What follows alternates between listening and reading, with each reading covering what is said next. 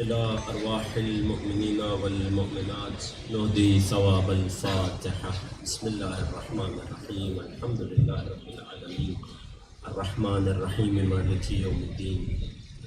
إياك نعبد وإياك نستعين. اهدنا الصراط المستقيم صراط الذين أنعمت عليهم غير المغضوب عليهم ولا الضالين. لا حول ولا قوة إلا بالله العلي العظيم. أعوذ بالله السميع العليم من الشيطان اللعين الرجيم. بسم الله الرحمن الرحيم.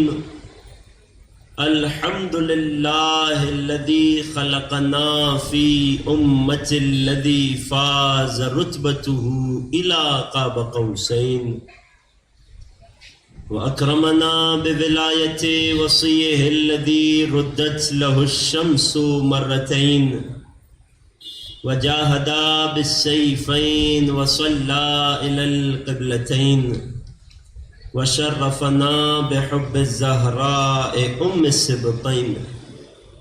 والصلاة والسلام التحية والإكرام على أشرف الكونين رحمة للدارين جد الحسنين أعني أبا القاسم محمد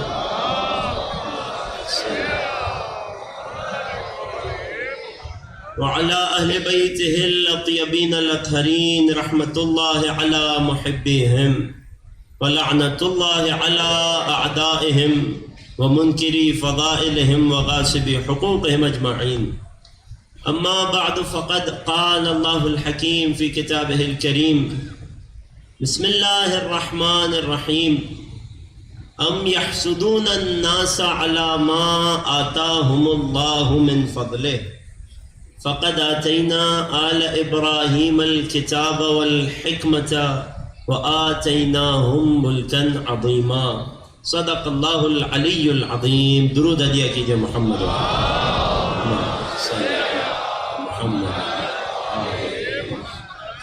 ابتدائی کلام آپ تمام حاضرین فرش عزا کی خدمت میں السلام علیکم ورحمۃ اللہ. پروردگار کا شکر بجا لاتے ہیں اس عظیم نعمت پر کہ پالنے والے نے ہمیں نعمت ولایت و براءت نصیب کی. اعزان گرامی، موضوع گفتگو سورہ مبارکہ نساء کی آیت نمبر 54 کے ذیل میں آل ابراہیم اور ملک عظیم، اس حوالے سے جو آیت منظور نگاہ ہے، پروردگار ارشاد فرما رہا ہے ام یحسدون الناس علی ما آتاہم اللہ من فضلہ. وہ لوگ کہ جو حق کا انکار کرتے ہیں، جو باطل کا اقرار کر بیٹھتے ہیں، ان کے اقرار کی ایک وجہ خدا بیان کر رہا ہے کہ شاید یہ حسد کرتے ہیں لوگوں سے ان چیزوں پر یا اس نعمت پر کہ جو اللہ نے لوگوں کو اپنے فضل سے عطا کی ہیں. بس اگر اے حبیب یہ لوگ حق کے انکاری حسد کی وجہ سے ہیں تو انہیں یاد دلاؤ کہ ہم نے اس سے پہلے بھی بہت سو کو بہت کچھ عطا کیا. ہم نے آل ابراہیم کو کتاب بھی دی، ہم نے آل ابراہیم کو حکمت بھی دی، اور ہم نے آل ابراہیم کو ایک عظیم ملک، ایک عظیم اقتدار، ایک عظیم سلطنت عطا کی. آیت کا لہجہ ہی ایک پوشیدہ اعتراض کا جواب بن رہا ہے. خدا نے یہ نہیں کہا کہ ہم نے ابراہیم کو یہ چیزیں عطا کی. اور کیجئے گا عزیزوں، آیت نے یہ نہیں کہا کہ ہم نے فقط آتینا ابراہیم، ہم نے ابراہیم کو عطا کی. نہ، ابراہیم کو عطا ہونا تو لوگوں کو برداشت تھا، مگر پریشانی اس بات کی تھی کہ کہتے تھے ابراہیم تو خلیل اللہ بن گئے، ان کا تو ہم کچھ نہ بگاڑ سکے، مگر یہ آل ابراہیم کیوں اتنی نعمتوں میں ہے؟ اللہ نے حوالہ ہی آل ابراہیم کا دیا. ہم نے ابراہیم کو تو چھوڑ دو، ہم نے ان کی آل کو کتاب دی حکمت دی اور عظیم سلطنت دی۔ اب جب قرآن کی یہ آیت نازل ہو گئی تو خبردار کوئی یہ کہتا دکھائی نہ دے کہ نبوت اور خلافت ایک گھر میں جمع نہیں ہوگی۔ اس کا یہ کہنا قرآن پر اعتراض ہے، اس آیت پر اعتراض ہے۔ اللہ کہہ رہا ہے ہم نے ابراہیم کو بھی نبوت عطا کی ہے، آل ابراہیم کو بھی کتاب، حکمت اور ملک عظیم دی۔ تو جب ابراہیم اور آل ابراہیم کو یہ نعمتیں مل سکتی ہیں تو پھر فخر ابراہیم اور فخر آل ابراہیم یعنی محمد و آل محمد کیوں کر محروم رہیں گے؟ محمد نہیں عزیز، اس طرح نہیں، مل کر ایک درود پڑھیے محمد۔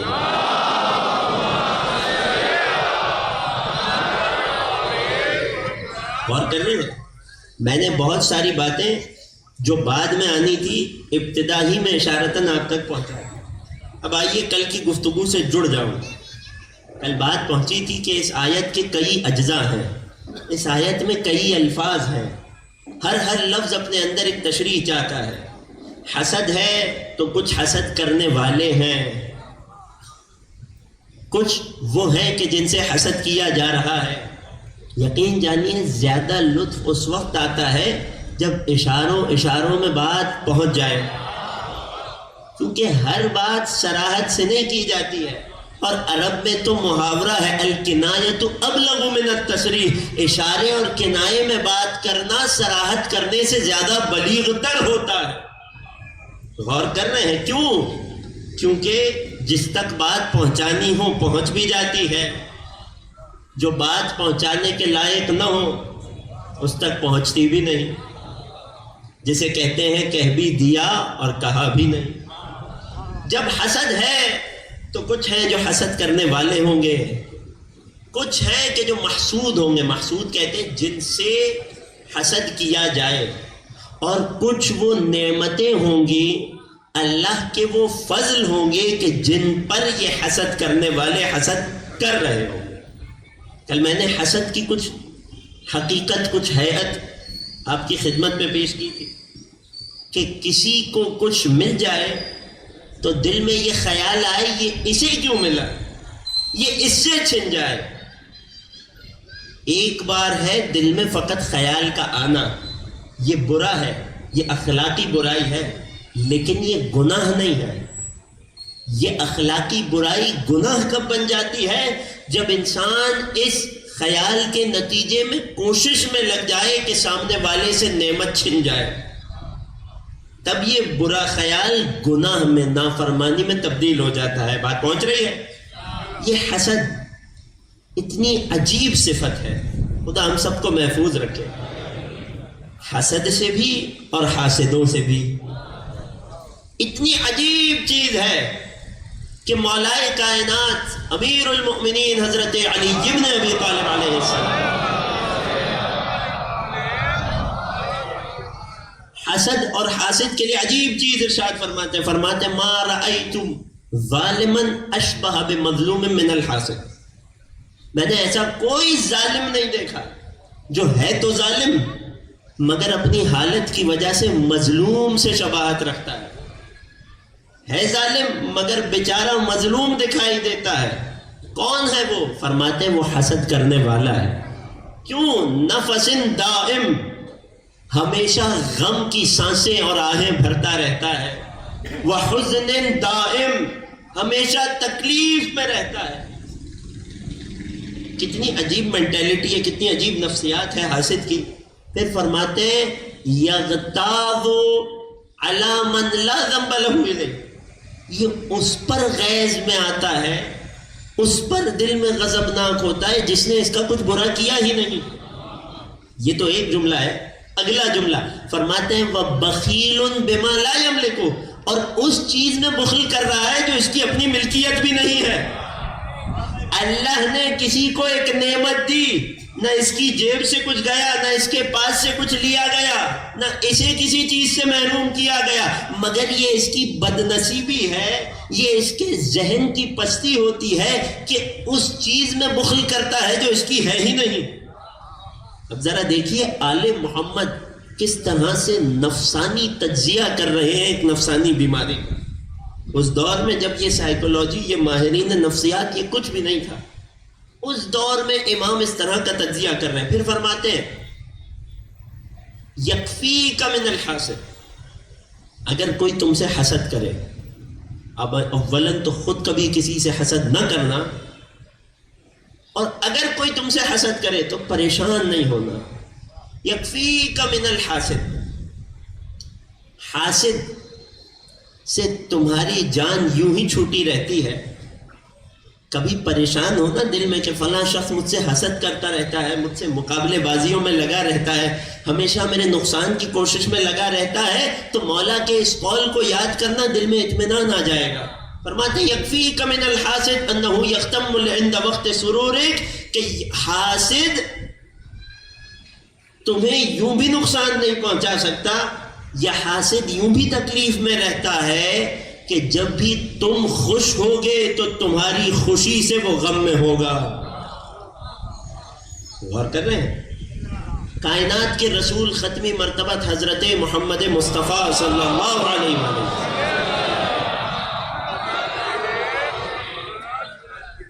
یقین جانیے یہ سب اخلاقی باتیں ہیں، بہت اہم ہیں، مگر یہ سب باتیں تمہید ہیں، یہ راستہ ہیں، ایک منزل ہے کہ جس تک آپ کو پہنچانا ہے. اور انشاءاللہ کہ آج کی گفتگو میں ہم کوشش کر کے اس منزل کو پائیں گے. اگر آپ کی توجہ اور آپ کا ساتھ ابتدا سے آخر والوں تک میرے ساتھ رہا، اگر آمادہ ہیں تو ابتدا سے آخر تک نبی کی عظمت پر ان کی شان کے مطابق ایک درود پڑھ دیجیے.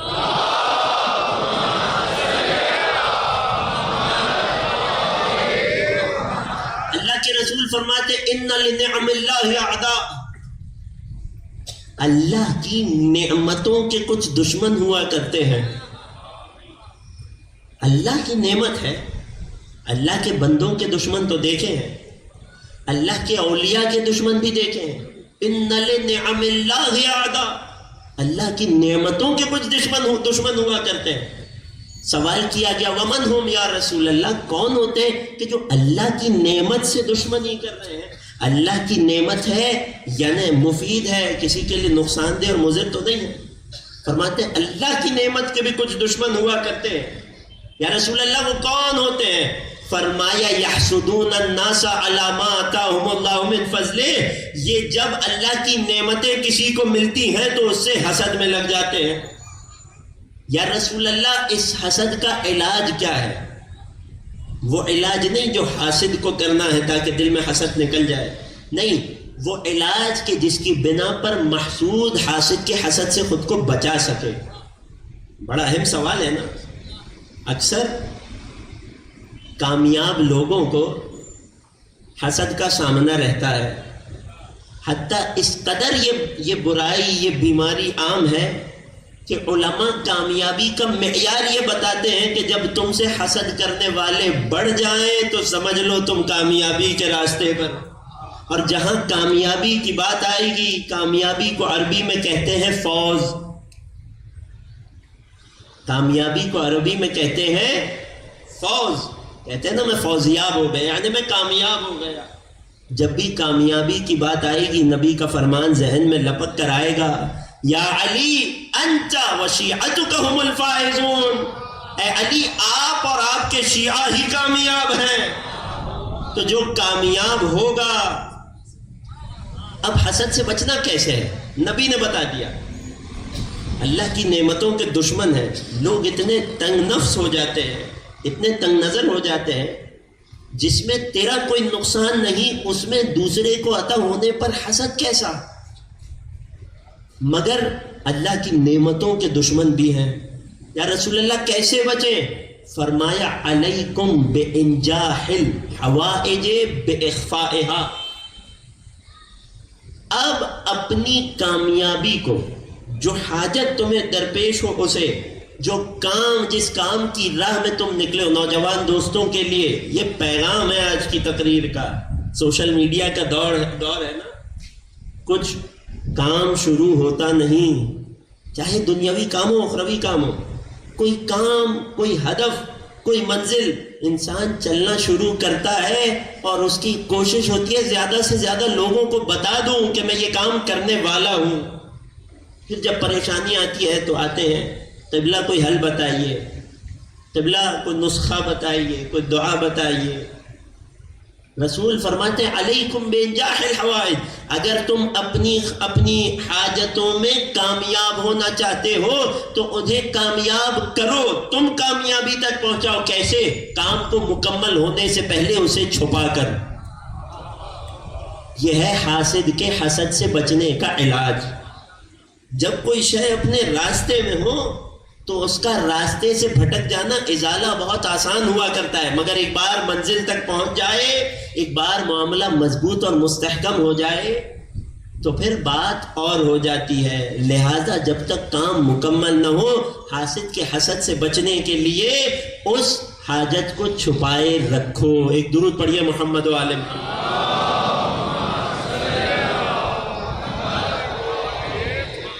یہاں تک بات آ گئی. اب ذرا ایک اور جہت سے غور کیجئے. رسول نے کیا فرمایا؟ اللہ کی نعمت کے بھی دشمن ہوتے ہیں. کون؟ کے جو حسد کرنے والے ہوتے ہیں. اب حکمت کا تقاضا ہے، عقلی سی بات ہے کہ جب اللہ کی نعمت کا کوئی دشمن ہے، اللہ کی نعمت سے کوئی حسد کرنے والا ہے، تو جتنی بڑی نعمت ہوگی حسد کرنے والے بھی اتنے زیادہ ہوں گے اور حسد بھی اتنا شدید ہوگا.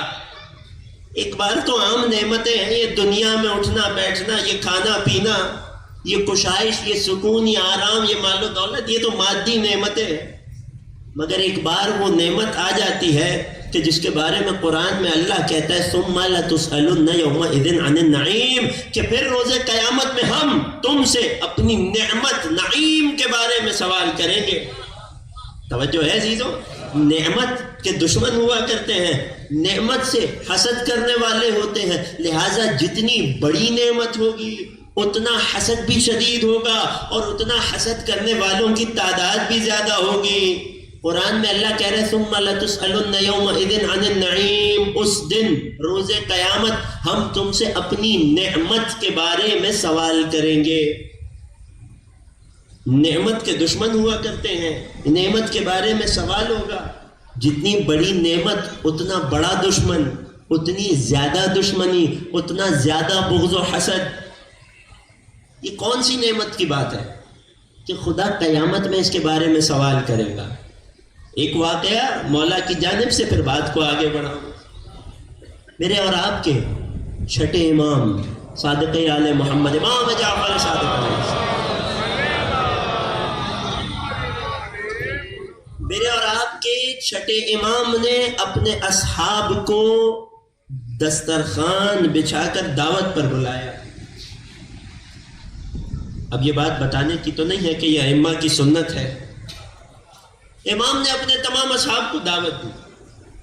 کچھ اپنے بھی تھے، کچھ اپنوں جیسے بھی تھے. توجہ کیجئے گا عزیزوں، کیونکہ یہ جو موضوع ہے نا، یہ گھوم رہا ہے، یہ پھر رہا ہے کنایوں اشاروں کے گرد. یہاں صراحت کا کوئی کام نہیں ہے. لہٰذا جس کی توجہ میرے ساتھ ہوگی وہ بات تک، وہ مقصود تک پہنچ جائے گا. امام نے دسترخوان بچھایا، وسیع و عریض، انواع و اقسام کے کھانے ہیں، نعمتیں ہیں. جب لوگوں نے کھانا شروع کیا تو اب مشکل یہ ہوتی ہے کہ بعض لوگوں کو یہ نہیں پتہ ہوتا کہ کب اور کہاں ہمیں بولنا ہے، کہاں ہمیں خاموش رہنا ہے. لوگ تو رسول کی بارگاہ میں آ کر بھی اونچی آوازوں میں بولا کرتے تھے.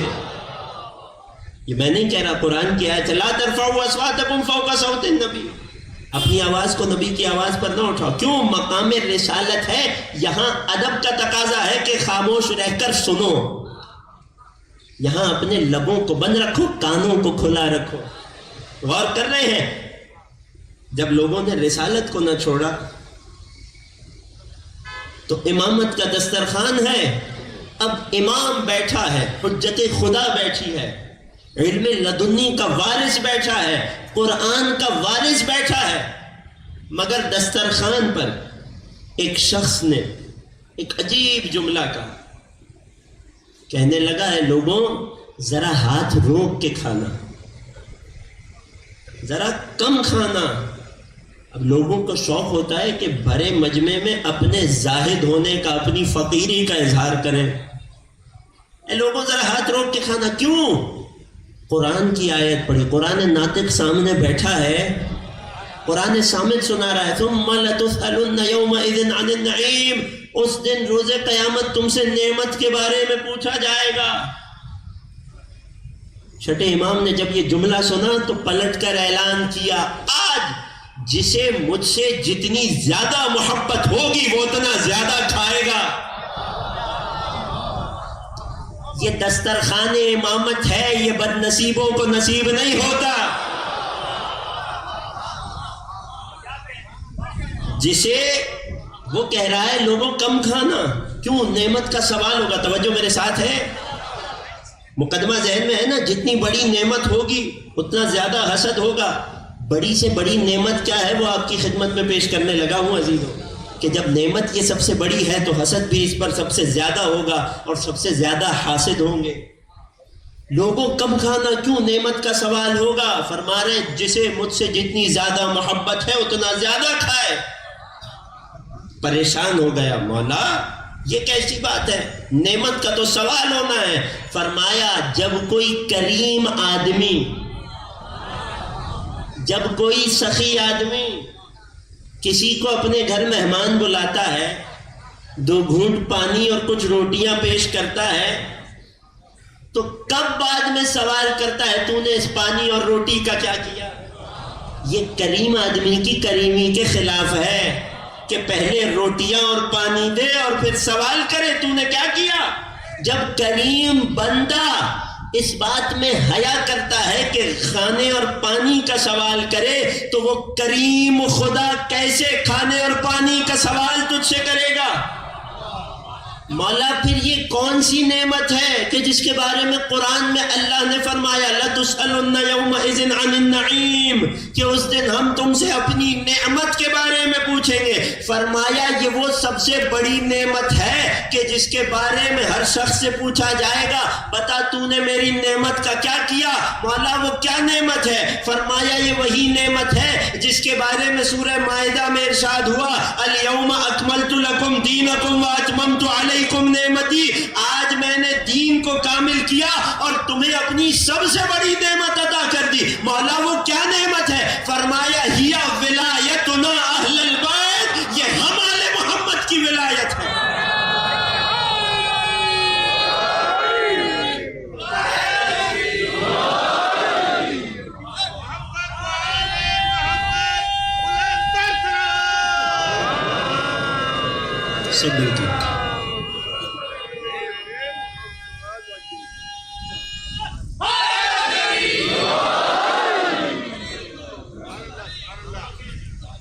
یہ وہ نعمت ہے۔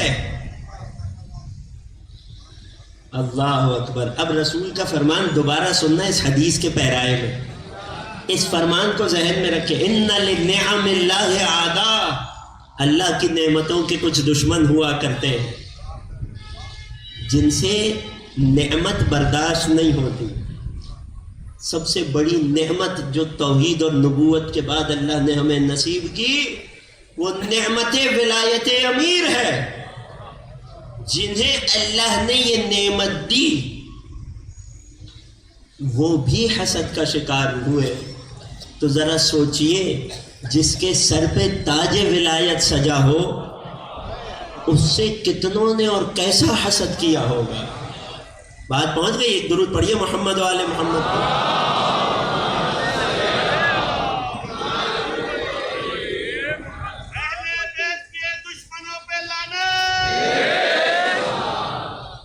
خوب غور کیجیے گا۔ اب یہاں تک بات آ گئی، ایک منزل اور آگے بڑھتے ہیں۔ حاسد نعمت خدا کا دشمن۔ حسد ایمان کو ایسے کھا جاتا ہے، کلرز کی تھی نا چھٹے امام کی حدیث ذہنوں میں ہے۔ حسد ایمان کو ایسے کھا جاتا ہے جیسے میرا ساتھ دیجیے گا عزیزوں، جیسے آگ سوکھی لکڑی کو کھا جاتی ہے. ہم تو سمجھتے تھے فقط اخلاقی برائی ہے، نہ، یہ وہ اخلاقی برائی ہے کہ جو ایمان کی جڑیں کھوکھلی کر دیتی ہے. پھر سنا رہا ہوں تاکہ نتیجہ دے کر آگے بڑھ جاؤں. حسد ایمان کو ایسے کھا جاتا ہے، حسد، میرے ساتھ دیجیے گا، حسد ایمان کو ایسے کھا جاتا ہے جیسے آگ سوکھی لکڑی کو. اگر عام انسان سے حسد کیا جائے تو ایمان کو کھا جاتا ہے، اگر کل ایمان سے حسد کیا جائے.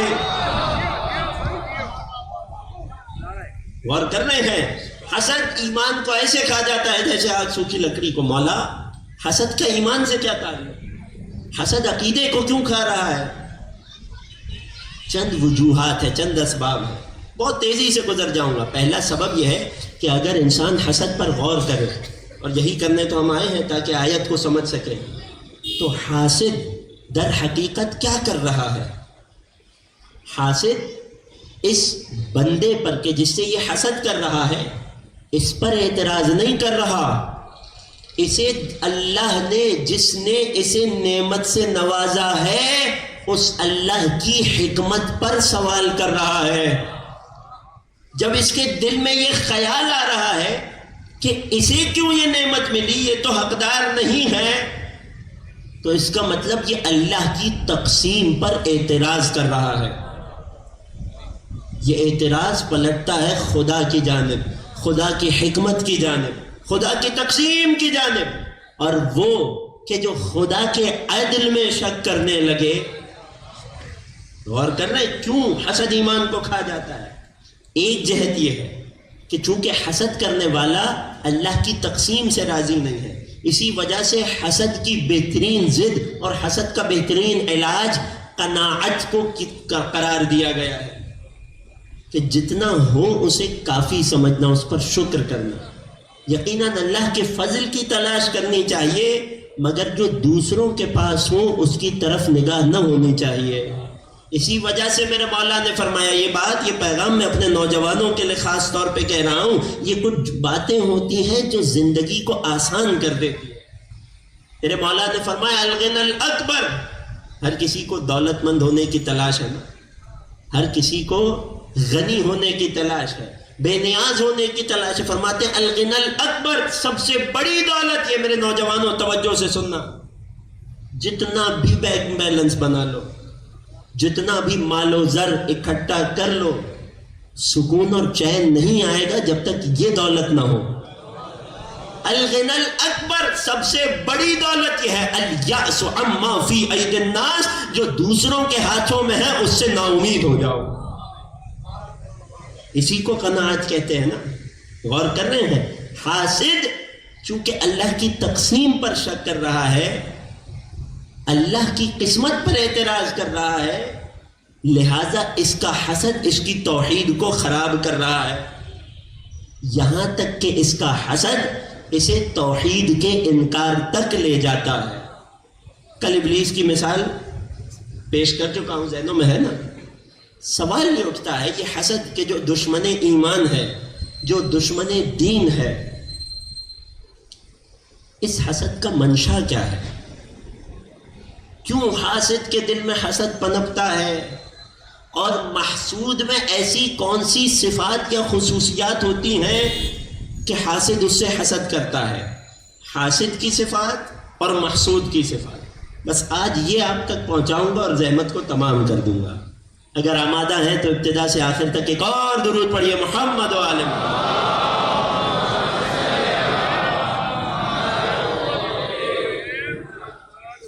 علماء نے حسد کے باب میں 6 اسباب اور منشا لکھے، 6 ریزنز لکھے، 6 وجوہات لکھی جو حاسد کے دل میں ہوتی ہیں، جس بنا پر وہ حسد کا شکار بنتا ہے، جس بنا پر وہ حسد میں مبتلا ہوتا ہے. بہت جلدی جلدی گنواؤں گا. آپ نے کائنات کے سب سے بڑے محسود کو ذہن میں رکھنا ہے، وہ ہستیاں کہ جن سے سب سے زیادہ حسد ہوا. کیوں؟ کیونکہ انہیں سب سے بڑی نعمت ملی تھی، اور ان ہستیوں کو ذہن میں رکھ کر، ان سے حسد کرنے والوں کو ذہن میں رکھ کر آپ نے ان 6 صفات کو سننا ہے، خود بخود حقیقت تک پہنچ جائیں گے۔ پہلی صفت عداوت اور دشمنی،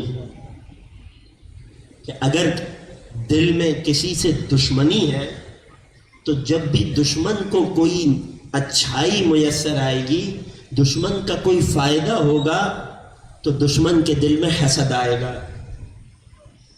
غور کر رہے ہیں نا؟ ایک خاندان تھا بنو ہاشم، اور ان کے کچھ دشمن بھی تھے۔ جب دشمنوں نے دیکھا کہ اللہ نے اس گھر میں رسالت اتار دی تو دشمنی وجہ بنی کہ برداشت نہ کر پائے، حسد میں مبتلا ہو گئے۔ پھر یہ حسد اپنے معراج پر پہنچا جب انہوں نے دیکھا کہ اللہ نے اس گھر میں فقط رسالت نہیں بلکہ خلافت و امامت بھی اتار دی۔ اب یہ حسد اتنا بڑھ گیا کہ برداشت نہ ہوا، اور لوگوں کو یہ کہتے سنا گیا لا تجتمع النبوت والخلافت فی بیت واحد، ارے نبوت تو ہم نے بنی ہاشم کے گھر مان لی، مگر خبردار ہم کبھی یہ نہ مانیں گے کہ نبوت اور خلافت دونوں بنو ہاشم کے حصے میں آ جائے۔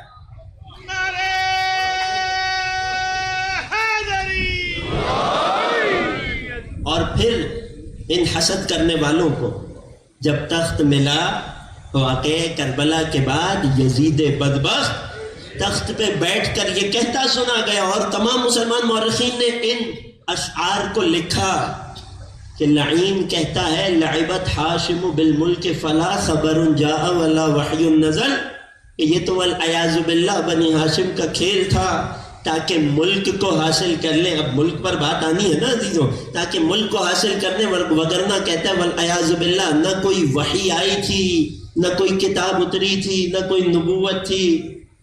اور کر رہے ہیں کیوں؟ کیونکہ بنو ہاشم سے دشمنی تھی۔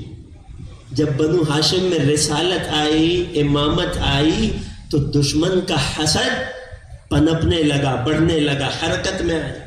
حسد کا پہلا منشا جو حاسد میں ہوتا ہے وہ ہے، میرا ساتھ دیجیے گا، وہ کیا ہے؟ وہ ہے دشمنی۔ دوسرا منشا تکبر، یعنی کیا؟ اگر میں خود کو کسی سے برتر سمجھتا ہوں، کسی کو اپنے آپ سے کمتر سمجھتا ہوں، تو اس کمتر کو جب بھی کوئی بڑی نعمت ملے گی میں حسد کا شکار ہو جاؤں گا۔ کیوں؟ کیونکہ میرے دل میں یہ وہم تھا کہ چونکہ میں اس سے برتر، اس سے افضل، اس سے بہتر ہوں، لہٰذا یہ نعمت تو میرے حصے میں آنی چاہیے تھی۔ نہیں معلوم عزیزوں، میرے اشارے کس حد تک آپ تک پہنچ رہے ہیں؟ مجھے ایسا لگتا ہے کہ کچھ کمی رہ جائے گی، لہٰذا ایک مثال دے دوں۔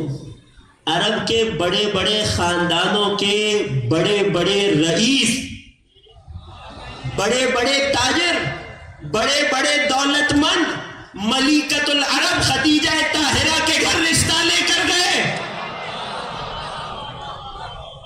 مگر خدیجہ طاہرہ نے سب کو ٹھکرا دیا۔ پھر ان تمام تاجروں نے، قریش کے ان بڑے بڑے سرداروں نے، ان بڑے بڑے دولت مندوں نے، تاجروں نے یہ منظر دیکھا کہ یتیمی میں پل کر جوان ہونے والے ایک عام سے دکھنے والے تاجر کو خدیجہ نے ہاں کر دی۔ اس دن سے لوگ محمد عربی کے حسد میں مبتلا تھے۔ ایک درود پڑھیے رسول کی ذات گرامی۔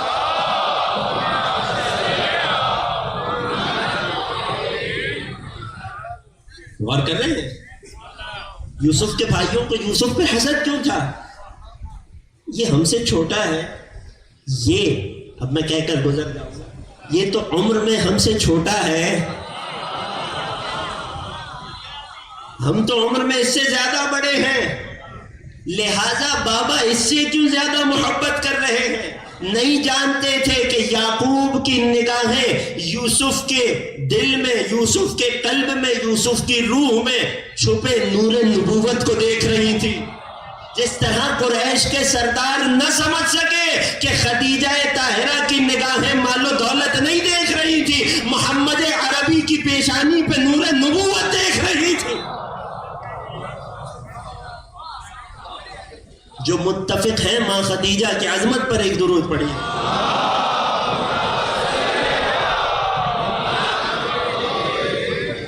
عزیزوں میری شہزادی کا حق ہے، اس سے بہتر صلوات ہدیہ کیجیے.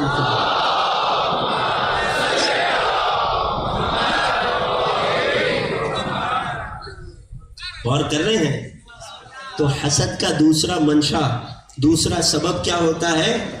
حاسد کے دل کا تکبر. تیسرا منشا جو علماء نے لکھا وہ منشا ہے تعزز. یہ کیا ہوتا ہے؟ پریشان نہیں ہونا آپ نے.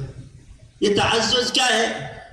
کہ جب انسان کو دل میں یہ خدشہ ہو، یہ خطرہ ہو کہ اگر میرے سامنے والے شخص کو یہ نعمت مل جائے، چاہے وہ کوئی بھی نعمت ہو، یہ عہدہ مل جائے، یہ منصب مل جائے، تو کل کو یہ مجھ پر دھونس جمائے گا.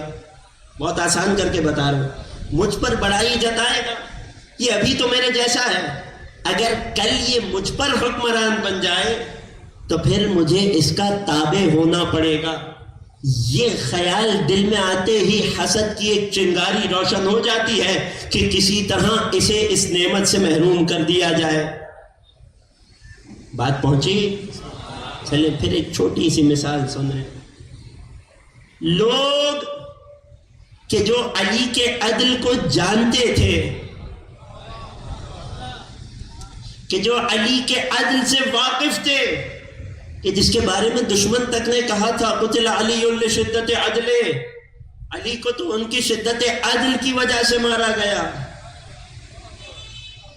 وہ لوگ جو دور رسالت میں علی کا عدل دیکھ چکے تھے، انہیں یقیناً یہ خوف تھا کہ اگر علی ہم پر حکمران بن جائے تو ہم ان فائدوں سے محروم رہ جائیں گے، ان ایکسٹرا بینیفٹس سے محروم رہ جائیں گے، ان اضافی منافع سے محروم رہ جائیں گے. لہٰذا یہ بھی ایک منشا تھا کہ لوگ علی کو ان کا حق دینے میں ہچکچا رہے تھے. اس کا ایک ثبوت، ایک دلیل کہ جب مولا کائنات کی ظاہری خلافت کا دور آیا، کوئی اور نہیں، مولا کا اپنا سگا بھائی جناب عقیل مولا کے پاس آیا. یا علی انا ذو عیال کثیرہ، میں بہت بال بچوں والا ہوں. لوگ حق سے زیادہ لینے کے اسی قسم کے بہانے بناتے ہیں نا. اے علی میرے اہل و عیال زیادہ ہیں، میں بوڑھا ہوں، ناتواں ہوں، بیت المال سے جو آپ نے لوگوں کا حصہ مقرر کیا میرا حصہ کچھ بڑھا دیجئے.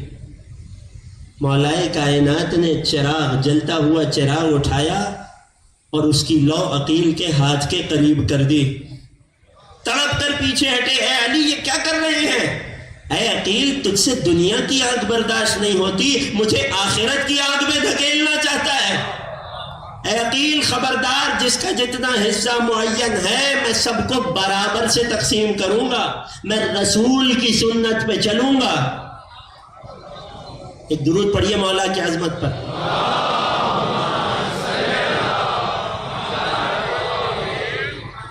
حسد کا چوتھا سبب دشمنی، تکبر، تعزز ہو گیا. نہیں عزیزوں میرے ساتھ نہیں ہیں آپ. حسد کا چوتھا سبب جسے علماء نے لکھا تعجب. یہ عربی والا تعجب ہے. اس سے مراد کیا ہے؟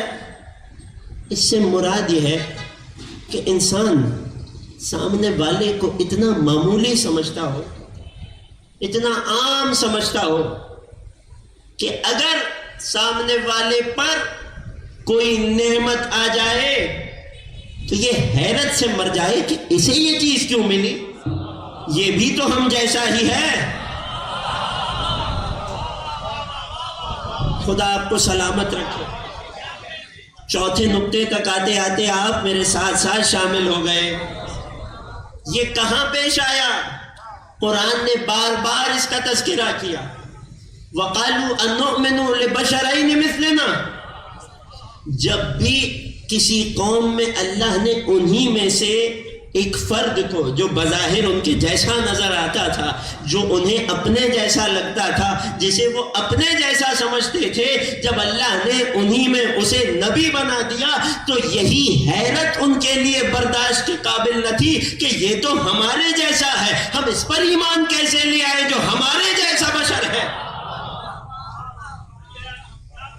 اسے کہتے ہیں تعجب، حیرت میں مبتلا ہو جانا، یہ تو ہم جیسا ہے، اسے کیوں نبوت مل جائے؟ یہی وجہ ہے نا کہ جب دعوت ذوالعشیرہ تھی، نبی نے سوال کیا تھا نا کہ کون ہے جو اس دعوت میں، اس پیغام میں، اس دین کو پھیلانے میں میرا مددگار بنے؟ کون ہے جو میرا پشت پناہ بنے؟ 40 سال کے نبی ہیں اور چاہتے ہیں کوئی میرا پشت پناہ بنے۔ کوئی نہ اٹھا سوائے 10 برس کے ایک کم سن بچے کے۔ 10 برس کا ایک بچہ اٹھا، یا رسول اللہ لبیک، اے رسول اللہ میں آپ کا مددگار بنوں گا۔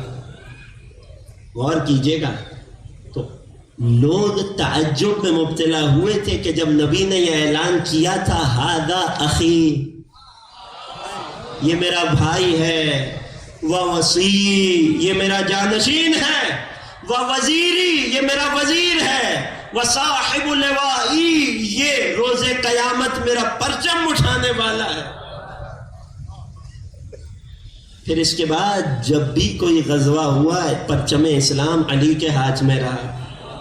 اور کر رہے ہیں، یاد کر رہے ہیں، لوگ تعجب میں مبتلا ہو گئے تھے کہ اس کی حالت تو ایسی نہیں لگتی کہ اسے اتنا بڑا منصب مل جائے۔ چلے عزیزوں اور ایک مثال دیں، اگر آمادہ ہے ایک درود پڑھیے مولا کی عظمت پر۔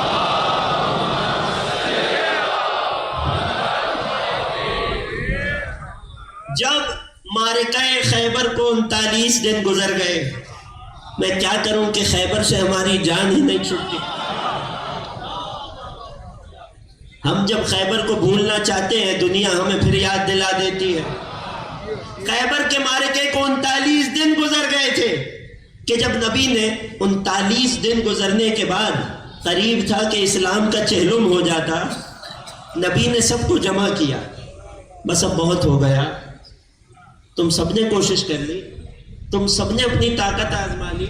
اور کیفیت یہ تھی، مورخین مسلمین نے لکھا کہ جب نبی بھیجتے تھے لشکر پر کسی کو سالار بنا کر، کسی کو علم بردار بنا کر، تو جب لوٹتے تھے یجبنونہ ویجبنہ، امیر اپنے لشکر کی شکایت کرتا تھا، لشکر اپنے امیر کی شکایت کرتا تھا۔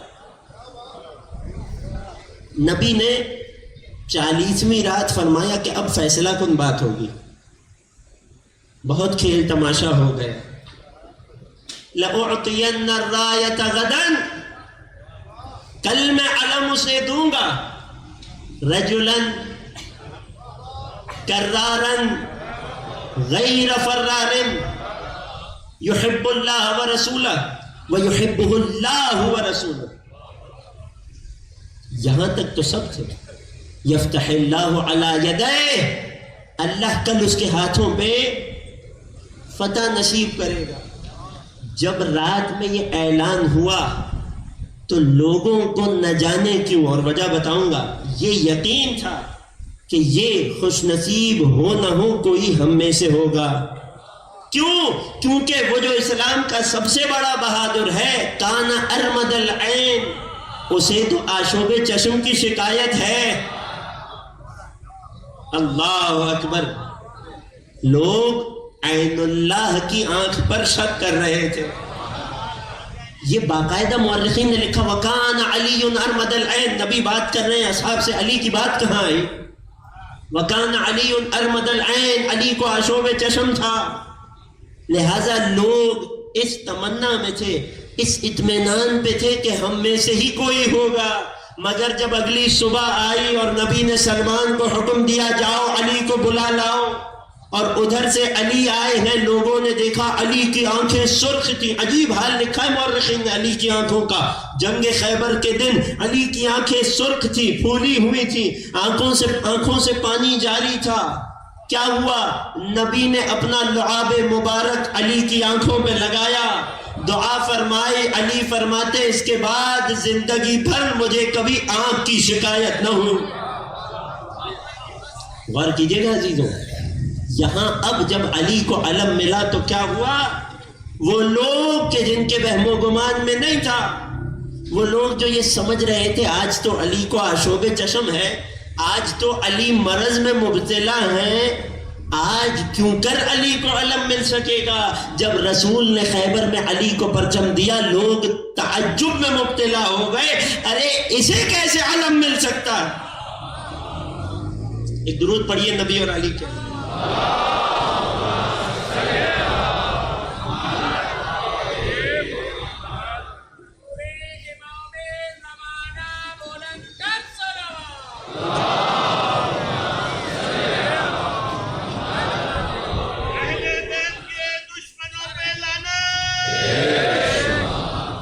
غور کر رہے ہیں، بات پہنچ رہی ہے۔ کتنے اسباب ہو گئے حسد کے؟ 4 ہو گئے۔ 5واں حسد، 5واں مقصد کہ انسان یہ جانتا ہو کہ اگر سامنے والے شخص کو یہ نعمت مل جائے گی تو میں اپنے مطلوبہ مقاصد کو حاصل نہیں کر پاؤں گا۔ جب یہ جانتا ہو تب جب بھی سامنے والے کو نعمت ملے گی اس کے دل میں یہ آرزو اٹھے گی کاش یہ نعمت اس سے زائل ہو جائے۔ غور کر رہے ہیں؟ بہت تیزی سے بات کو آگے بڑھاؤں۔ 6واں اور آخری سبب کہ جو حسد کے اسباب میں علماء نے لکھا جو حاسد میں پایا جاتا ہے وہ ہے کہ اسے کوئی پریشانی نہ ہو مگر خبیث النفس ہو، بددل آدمی ہو، بدنیت ہو، بد ارادہ ہو، اسے مخلوق کا خیر نہ اچھا لگتا ہو، بغیر کسی وجہ کے بھی، چونکہ یہ شر پسند ہے لہذا اس سے کسی کی خوشی دیکھی نہ جاتی ہو۔ مجھے نہیں معلوم کوئی ایسا ہوتا ہو یا نہ ہو مگر اتنا معلوم ہے جس کے دل میں آل محمد کی محبت ہو، جس کے دل میں صاحبان تطہیر بستے ہوں، اس کے دل میں یہ رجس اور پلیدی نہیں آ سکتی۔ کیوں؟ کیونکہ جن اہل بیت کو یہ دل میں بسا کے بیٹھا ہے اللہ نے ان اہل بیت سے ہر قسم کی پلیدی کو دور کر دیا ہے۔ لہٰذا اے علی کے چاہنے والوں، خبردار خود کو حسد کے اسباب سے بچائے رکھنا۔ ہمیشہ یہ بات یاد رکھنا کہ اگر کوئی ذات ہے جو عطا کرنے والی ہے یا جو روک لینے والی ہے، جو صاحب اختیار ہے، جو صاحب اقتدار ہے، کہ جو اپنی تقسیم میں عادل ہے، کہ جو لوگوں پر فضل کرنے والی ہے، کہ کوئی مخلوق میں اس کے فضل سے محروم نہیں رہتا، کہ جس کے خزانے میں کوئی کمی نہیں ہے کہ اگر ایک کو کچھ عطا کر دے تو دوسرا محروم رہ جائے، یہ تو ان سے ہوتا ہے جن کے خزانوں میں کمی ہو۔ غور کر رہے ہیں؟ لہٰذا یہ بات یاد رکھنا کہ وہ ذات بہت بڑی ہے، اس کے خزانے میں کمی نہیں ہے، اس سے کبھی کسی کا برا نہ مانگنا، صرف اپنا اچھا مانگنا۔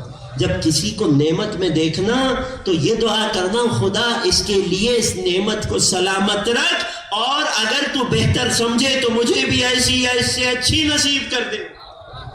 کیوں؟ کیونکہ معصوم فرماتے ہیں جب کوئی مومن، عجیب نسخہ ہے یہ، لوگ کہتے ہیں قبلہ حاجت پوری ہونے کے لیے کوئی عمل بتائیے، میں نے اس سے اچھا اور آسان عمل نہیں دیکھا۔ معصوم فرماتے ہیں جب تم اپنے مومن بھائی کو کسی نعمت میں دیکھو کیا کرو؟ اس کے لیے دعا کرو، اپنے لیے دعا نہیں کرو۔ کیوں مولا؟ اس کے لیے دعا کرو۔ فرماتے ہیں کہ جب کوئی مومن دوسرے مومن کے لیے دعا کرتا ہے تو آسمان سے 40,000 فرشتے یہ دعا کرتے ہیں خدا جو اس نے اپنے مومن بھائی کے لیے مانگا ہے تو اس سے بہتر اسے عطا کر دے۔ کہاں میری اور آپ کی دعا، کہاں 40,000 معصوم فرشتوں کی دعا۔ اور کر رہے ہیں؟ اگر پیغام پہنچ گیا ایک درود پڑھیے محمد و آل پر۔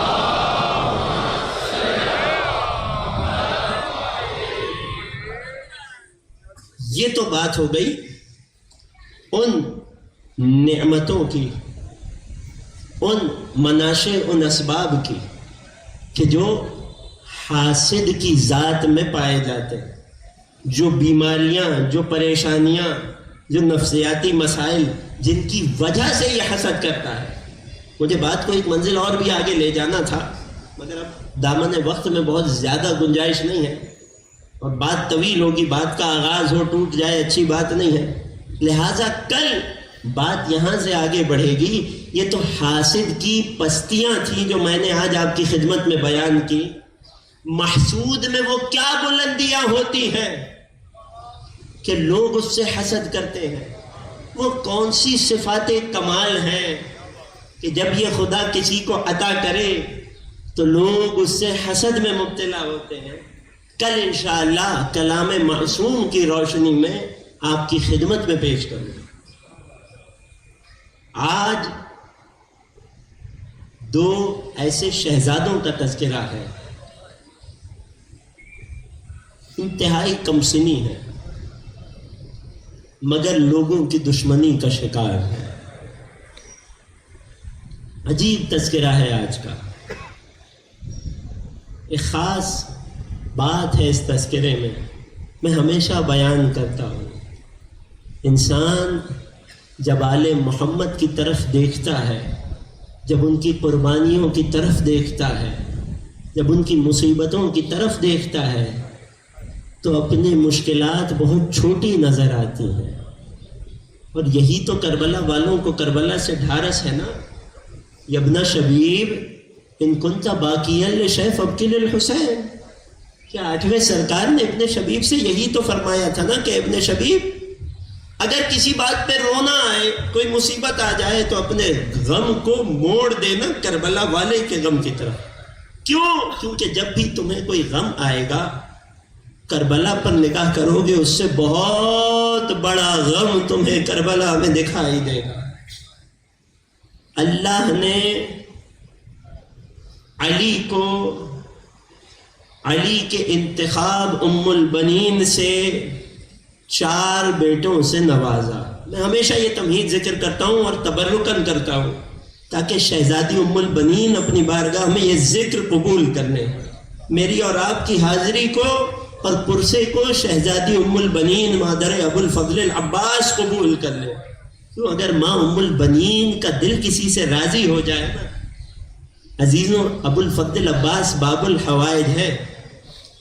اگر کسی کو کوئی بھی حاجت ہو، 2 راستے ہیں. یقیناً علم پہ آ جاؤ، عباس کو وسیلہ بناؤ، اپنی حاجت مانگو، خدا عباس کے صدقے ضرور پوری کرتا ہے. لیکن ذرا سوچو، اگر مادر عباس کا دل کسی سے راضی ہو جائے تو بیٹا کب ماں کی بات ٹال سکتا ہے؟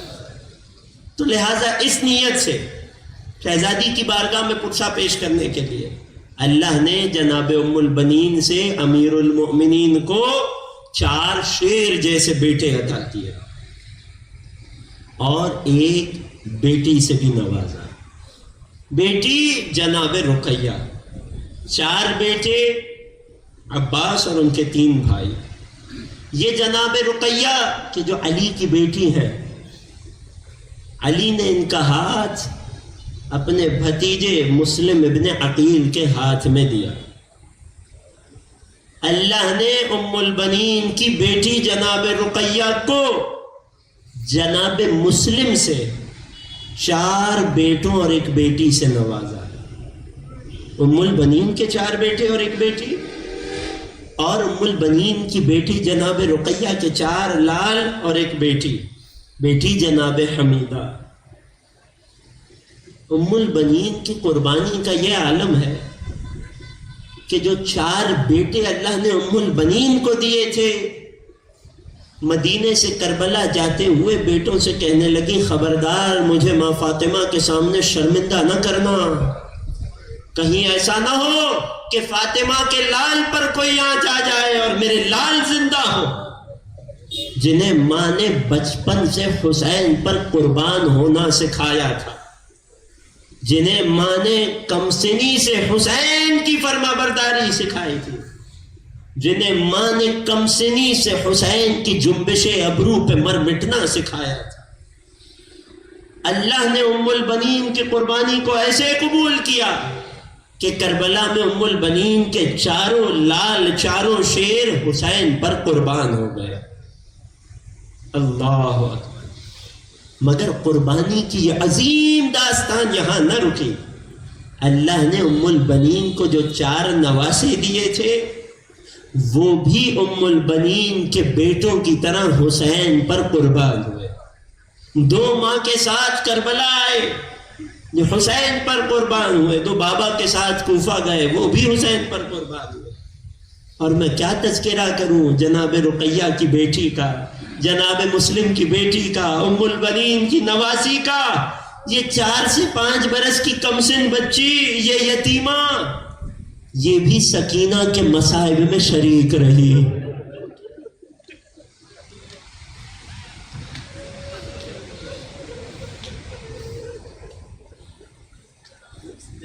اللہ اکبر۔ یوں تو یتیمی بہت بڑا امتحان ہوتا ہے، لیکن اگر کوئی بیٹی یتیم ہو جائے، ماجرا تو آپ نے سن رکھا ہے نا، حسین کربلا کے راستے میں ہیں کہ جب حسین تک خبر آئی، ایک مرتبہ جناب زینب علیہ سے فرمایا، اے زینب جاؤ حمیدہ کو میرے پاس لاؤ۔ اللہ اکبر۔ ایک خیمہ لگوایا ہے، حسین چہرے ہیں، حمیدہ کو بلایا گیا، جاؤ زینب نئی بالیاں لاؤ۔ کمسن بچی کو اپنے پاس بلایا، بیٹی، سر پہ شفقت سے ہاتھ پھیرا، بیٹی آج سے ہم تمہارے بابا ہیں۔ نئے گوشوارے حمیدہ کو پہنائے۔ خاندان اہل بیت کی پروردہ تھی، سمجھ گئی، تڑپ کر کہنے لگی، ہائے میرے بابا کی خیر ہو۔ حسین نے سینے سے لگایا، بیٹی آج سے ہم تمہارے بابا ہیں۔ یہ ہے ام البنین کی نواسی۔ 2 بیٹے جو کربلا میں گئے حسین پر قربان ہوئے۔ ہاں مگر 2 ایسے شہزادے ہیں جو کوفے تک بابا کے ساتھ آئے ہیں، قید میں باپ سے بچھڑ گئے، کئی دنوں کی قید کاٹتے رہے۔ ایک 8 سے 9 برس کا ہے، ایک 9 سے 10 برس کا ہے۔ خدا مسیب میں آپ کو ننھے شہزادوں کی زیارت نصیب کرے۔ ایک عجیب داستان غربت ہے مسلم کے شہزادوں کی قبر پر۔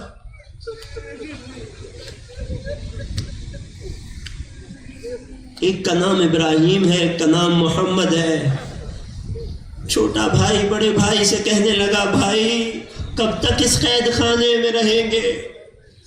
کیا ہماری ماں ہماری فکر نہ کرتی ہوگی؟ کیا ہمارا بابا ہمارے لیے پریشان نہ ہوگا؟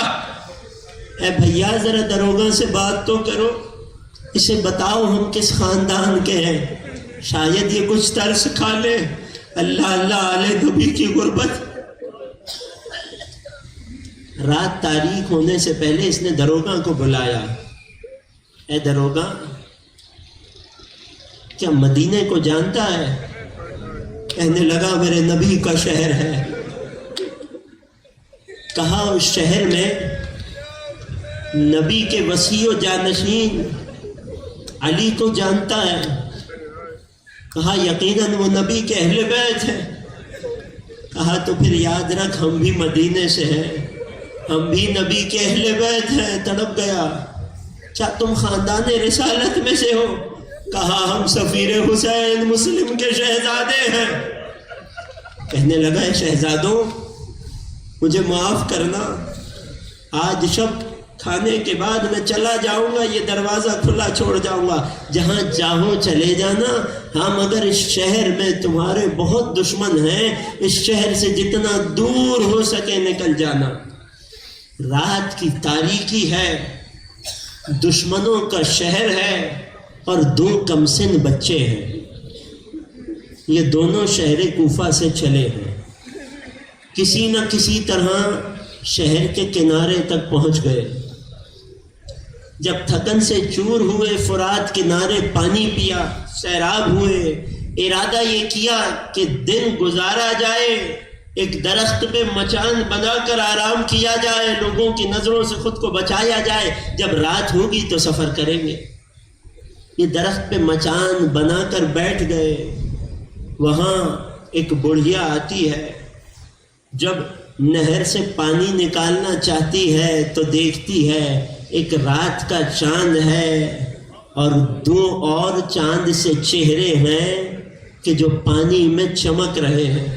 نگاہیں اٹھائی، دیکھا تو کمسن بچے سہمے بیٹھے ہیں۔ اے شہزادوں کیا ماجرا ہے؟ ڈرتے ڈرتے نیچے آئے۔ اے ضعیفہ، ہم لوگوں سے چھپتے پھر رہے ہیں، ہمارے بہت دشمن ہیں۔ اے کمسن شہزادوں، تم نے ایسا کیا کیا؟ اے بی بی، ہم نے کچھ نہیں کیا، ہمارا جرم یہ ہے کہ ہم آل نبی کے گھرانے سے۔ تم کون ہو میرے شہزادوں؟ کہا ہم سفیر حسین مسلم کے لال ہیں۔ تڑپ گئی، تم میرے آقا کے فرزند ہو، آؤ میں گھر میں تمہیں پناہ دیتی ہوں، آؤ میرے یہاں ایک شب مہمان بن جاؤ۔ یہ دونوں شہزادوں کو لے کر گئی، خوب خاطر تواضع کی، خوب خیال کیا اور ایک کمرہ دیا جہاں شہزادوں کو آرام کی تاکید کی، خبردار آواز نہ کرنا کہ میرا بیٹا ابن زیاد کی فوج کا لشکری ہے اور حاکم کے بہت قریب ہے۔ شہزادے سو گئے، نہ جانے اچانک آرام کے دوران کیا وقت آیا کہ چھوٹا شہزادہ بلند آواز سے روتے ہوئے اٹھا۔ بڑا شہزادہ بھی اٹھا، کیا ہوا؟ سینے سے لگایا، بھیا میں نے آج خواب میں بابا کو دیکھا ہے، عجیب حالت میں تھے، دونوں ہاتھ پھیلائے مجھے اپنے پاس بلا رہے تھے۔ میں نے دیکھا ساتھ نانا رسول اللہ بھی آئے تھے، کہتے جاتے تھے تمہارے امتحان کا وقت ختم ہو گیا، آؤ نانا کی آغوش میں آ جاؤ۔ جب بڑے بھائی نے یہ خواب سنا، دونوں بھائی بلند آواز سے رونے لگے۔ ارے حارث کو خبر ہوئی، جنہیں سارے شہر میں تلاش کر رہا تھا، میرے گھر میں چھپے بیٹھے ہیں۔ دونوں شہزادوں کو لیا، گرفتار کیا۔ تاریخ نے ایک عجیب منظر لکھا ہے، میں اشارہ کر کے گزر جاؤں گا، جو پہنچ جائے سر کو پیٹ کے ماتم کرنا۔ دو ننھے شہزادوں کو حارث نے بالوں سے تھاما، فرات کے نعرے لے آیا۔ ایک مرتبہ کم سن بچوں نے نماز کی اجازت مانگی، مسلم کے شہزادوں نے، رقیہ کے جگر کے ٹکڑوں نے نماز ادا کی۔ اب دونوں بھائیوں میں یہ بحث ہے کہ پہلے کون قربان ہوگا۔ ارے لڑین نے تلوار کا ایک وار کیا، ایک بھائی کا سر دوسرے کے سامنے تن سے جدا ہوا۔ ارے لاشیں کو فرات میں ڈالا، پانی بہتا رہا مگر جسم انتظار میں رہا۔ جب دوسرا جسم فرات میں آیا، یہ دونوں کم سن لاشیں ساتھ چلے، یہاں تک کہ مسیب کے مقام پر لوگوں نے دیکھا تو کم سن لاشیں آ رہے ہیں۔ اہل علاقہ نے نکالا، ادب سے غسل و کفن دیا اور وہی دفنا دیا۔ یہاں یہ لعین دونوں کم سن شہزادوں کے خون آلود سر لے کر ابن زیاد کے سامنے پہنچا۔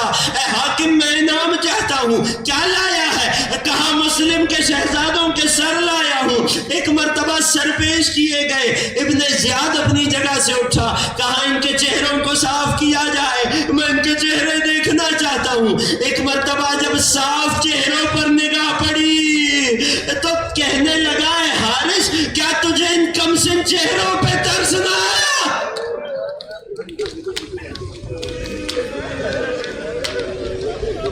اجرکم علی اللہ، رونے کی راتیں ہیں عزیزوں، گریے میں تکلف نہ کرنا، جھولیاں پھیلا کر دعا کرنا جو بے اولاد ہے۔ خدا نے جناب مسلم اور رقیہ کی خالی گودی کے صدقے اولاد نرینہ و صالحہ عطا کرے۔ میں ہاتھ جوڑ کے ایک جملہ کہوں گا، جو دشمن کی نگاہ میں چاند سے چہرے ہو، ذرا سوچو وہ ماں کے لیے کیا ہوں گے۔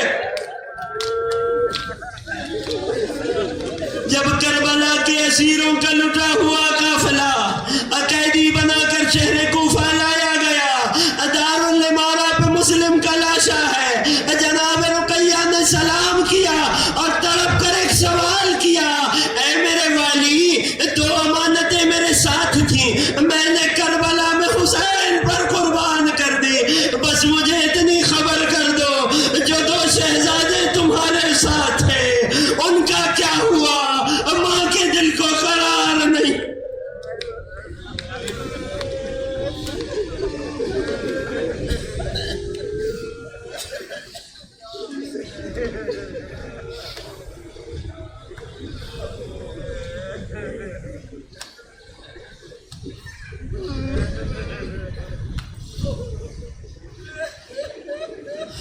أجركم على الله أجركم على الزهراء ألا ولعنة الله على القوم الظالمين وسيعلم الذين ظلموا آل محمد أي منقلب ينقلبون. بار الہ تجھے واسطہ جناب مسلم کی غربت کا، تجھے واسطہ جناب مسلم کے شہزادوں کی غربت کا. بار الہ جناب مسلم کے صدقے جو مومنین بے اولاد ہیں اولاد نرینہ و صالحہ عطا فرما. بار الہ جو صاحبان اولاد ہیں ان کی اولاد کو قائم و دائم فرما. بار الہ جو مومنین فرش عزا پہ بیٹھے ہیں دلوں میں جو حاجتیں لیے بیٹھے ہماری تمام دلی حاجات کو بر فرما. بار الہ دنیا میں جہاں کہیں مسلمان آباد ہیں مومنین آباد ہیں ان کی جان مال عزت و آبرو کی حفاظت فرما. بار الہ وطن عزیز کی حفاظت فرما، اسے دشمنوں کے شر سے محفوظ فرما. بار الہ ہمارے مرحومین کی مغفرت فرما، جو بیمار ہیں انہیں شفاء کامل و عاجل عطا فرما. سب سے بڑی دعا، سب سے بڑی آرزو، منجی بشر منتقم کربلا فرزند زہرا قائم آل محمد کے ظہور میں تعجیل فرما. ہمیں مولا کے آوان اور انصار میں شمار فرما. ربنا تقبل منا انك انت السميع العليم وتب علينا انك انت التواب الرحيم بجاه محمد وآله الطيبين الطاهرين.